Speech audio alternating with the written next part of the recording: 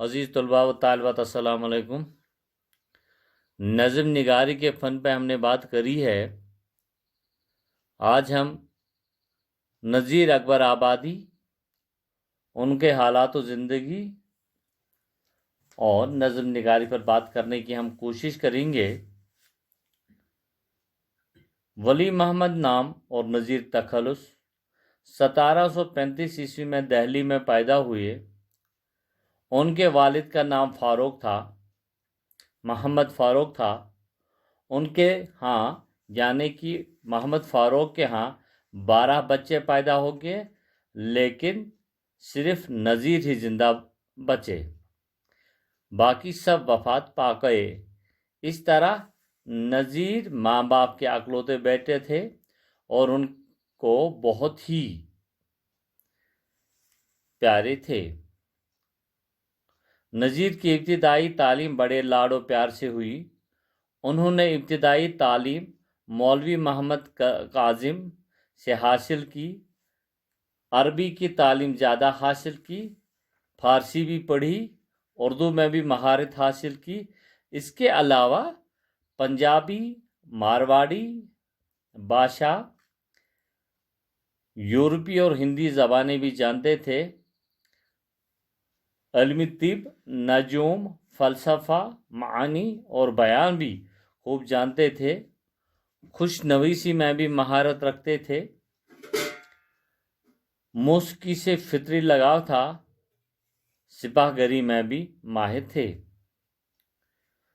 नज़ीर कनात पसंद, नेक दिल, हलीम, बा अखलाक और हमदर्द इंसान थे। उनके दोस्तों का दायरा बहुत ही वसी था। बिला इम्तियाज़ मजहब व मिल्लत सबके साथ उनके यकसां ताल्लुकात थे। सबके मेलों और त्योहारों में शामिल होते थे। कुछ अरसा बाद आगरा में लड़के पढ़ाने लगे।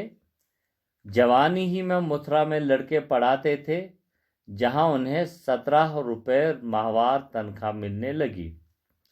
मौलवी का पेशा यानी कि असातिज़ा उस्तादी का पेशा, मौलवी का पेशा उनको ज़्यादा पसंद था, इसलिए ज़िंदगी भर इसी पेशे में दिलचस्पी लेते रहे।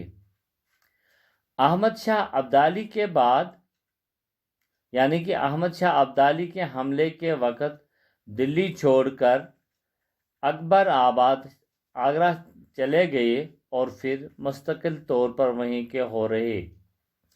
नज़ीर अकबर आबादी कहलाए। 90 बरस की उम्र में उनको फालिज का हमला हुआ। 4 बरस इसी मर्ज में मुब्तला रहे और बिलाखिर 1830 ईस्वी में वफात पाई। नज़ीर उनकी नज़म निगारी। नज़ीर की तबीयत में रंगीन मिजाजी और आज़ाद रवी थी।